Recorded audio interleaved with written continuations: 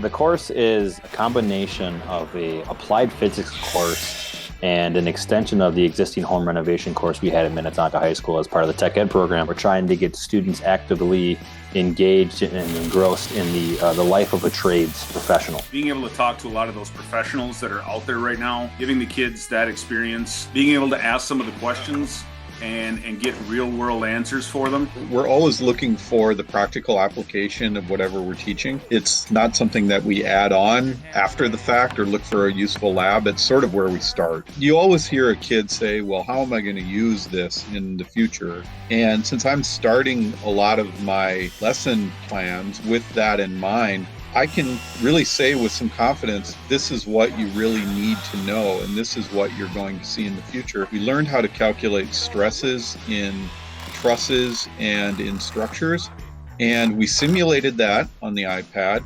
The kids designed it, and then they built it and tested it, and then improved it from there. We were fortunate enough to get involved with Habitat for Humanity, so we were able to get out and actually help work on some homes, whether it was framing them, or painting, or just restoring them. So we got to do a lot of really cool work with Habitat and actually on the job site in the local community. We have also had numerous guest instructors and virtual site visits, HGA and RJM, these large architectural design firms. We had a former student actually who now works in construction stop by, and that was really cool as well. It's different because it's way more hands-on than the typical class. I am someone who loves working with my hands and building stuff. Momentum is very hands-on. I really like that because it's very helpful to learn the subjects. You're really able to understand what you're doing and how to physically do it.